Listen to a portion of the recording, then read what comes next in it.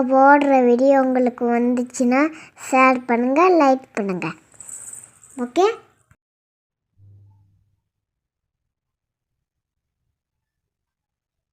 Hi friends, இன்னைக்கு நம்ம வீட்லேயே மசாலா எப்படி அரைக்கிறதுன்னு பார்க்கலாம். இந்த ஒரே மசாலா தான் நம்ம வீட்டில் எல்லா குழம்புக்கும் யூஸ் பண்ணுவோம். ஆனால் ஒவ்வொரு குழம்பும் ஒவ்வொரு வித்தியாசமான டேஸ்ட்டில் இருக்கும். கறி குழம்பு மாதிரி இருக்கும். சாம்பாருக்கு தேவையான மாதிரி இது எல்லா குழம்புக்கும் மிக்ஸ் ஆகி வரும். ஆனால் ஒவ்வொரு குழம்பும் நல்ல வித்தியாசமான டேஸ்ட்டில் இருக்கும். வாங்க இப்போ இதுக்கு தேவையான பொருட்கள் பார்த்துடலாம்.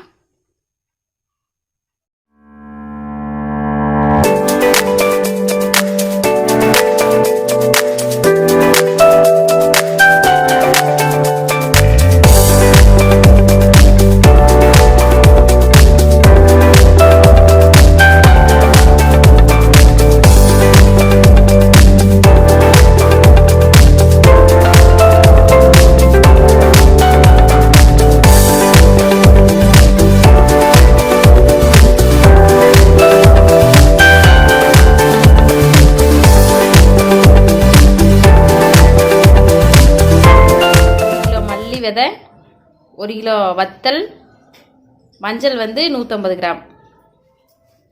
தேவையான பொருட்கள் பார்த்துடலாம். 100 கிராம் கட்டி பெருங்காயம் எடுத்திருக்கேன், 100 கிராம் கடுகு, 1/4 கிலோ உளுந்தம்பருப்பு, கடலைப்பருப்பு 1/4 கிலோ, துவரம்பருப்பு 150 கிராம், சீரகம் 1/4 கிலோ, மிளகு 150 கிராம், அதே மாதிரி வெந்தயம் 100 கிராம்.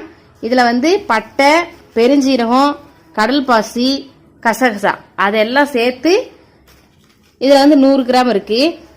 இது நம்ம வீட்டு புழுங்கல் அரிசி காப்பிடிக்கு கொஞ்சம் குறையா சேர்த்துக்கோங்க.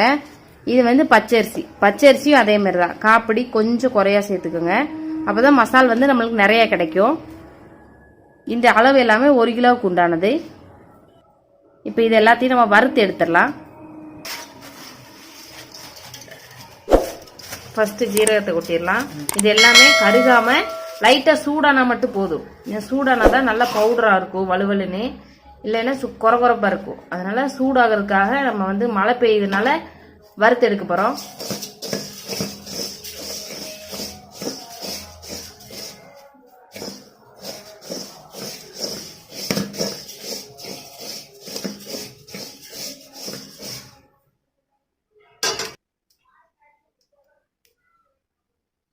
பொரியுது சவுண்ட் கேட்குது.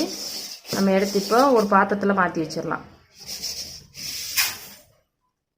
இப்படி ஒரு பாத்திரத்தில் வறுத்து எல்லாத்தையும் கொட்டி வைக்கணும். அடுத்ததான் நம்ம எடுத்து வச்சு மிளகு,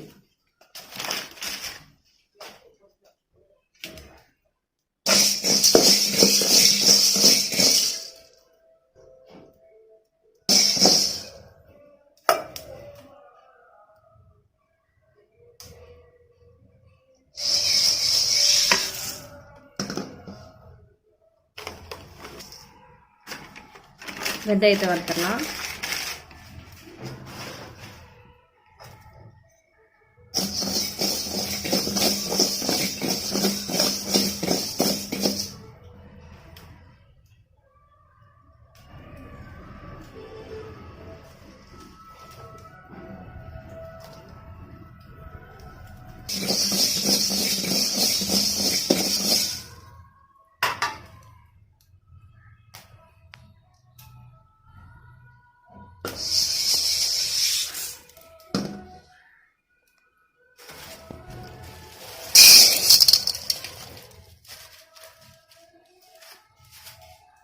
அடுத்து கடலைப்பருப்பை சேர்த்தாச்சு. நம்ம வீட்டில் எல்லா குழம்புக்கும் இது ஒரே மசால் தான். கறி குழம்பு, புளிக்குழம்பு, சாம்பார் எல்லாத்துக்குமே ஒரே மசால் தான். நல்ல டேஸ்டாக இருக்கும். இது மாதிரி நீங்களும் அரைச்சி வீட்டில் சமைச்சு பாருங்க.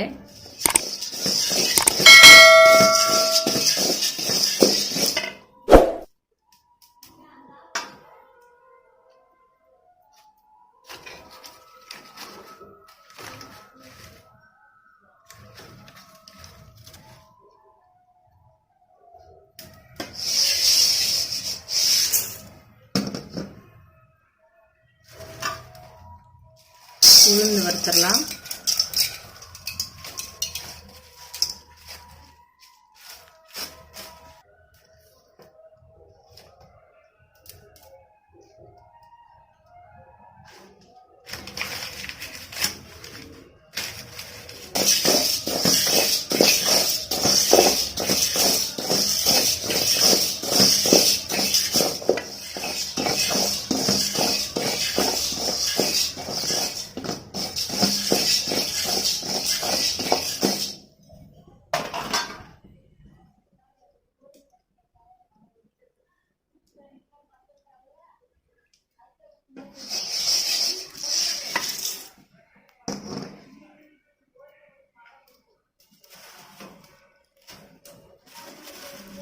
அடுத்து பட்டை, சோம்பு, கசகசா எல்லாத்தையும் சேர்த்துடலாம்.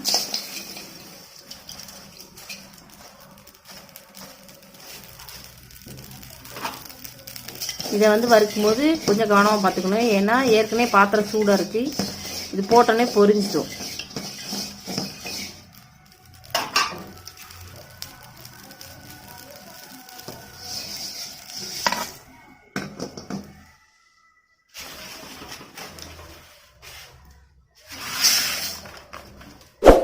கடுகு வறுத்து எடுத்துடலாம்.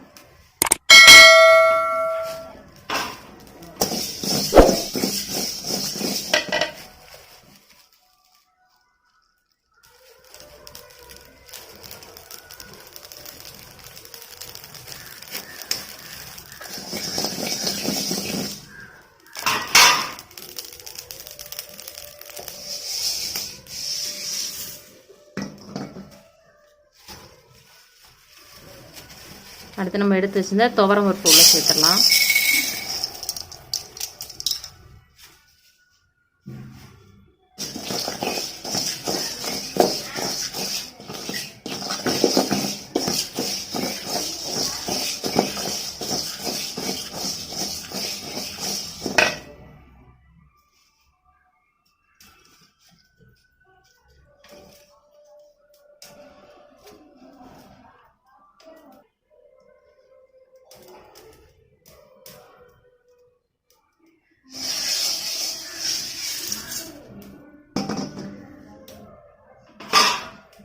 அரிசியை வறுத்துடலாம். அரிசி நல்லா பொரிஞ்சு வரணும். இந்த பெருங்காயத்தை நம்ம வறுத்த அந்த சூட்லேயே உள்ள சேர்த்துடலாம். நம்ம பாத்திரத்தில் போட்டு வறுத்தோம்னா பெருங்காயம் வந்து சூட்டில் இலகி ஒட்டிக்கிறோம். அதனால அப்படியே போட்டுடலாம் உள்ள.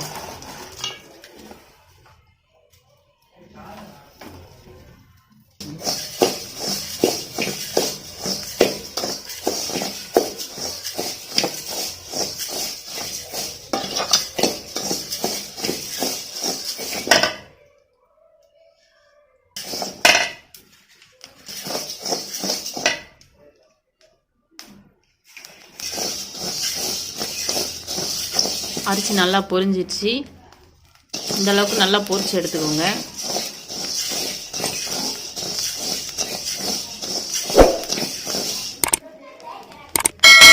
பாருங்க, இப்படி எல்லாமே நல்லா பொரிஞ்சிடணும். அரிசி இந்த அளவுக்கு வறுத்து எடுத்துக்கணும்.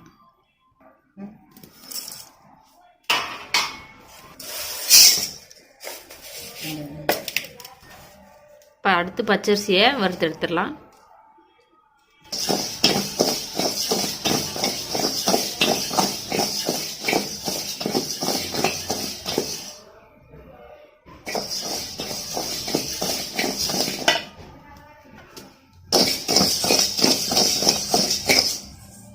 பச்சரிசியும் அதே மாதிரி நல்லா பொரிஞ்சிடுச்சு. இப்போ எடுத்து கொட்டிடலாம் உள்ள. போடுங்க உள்ள.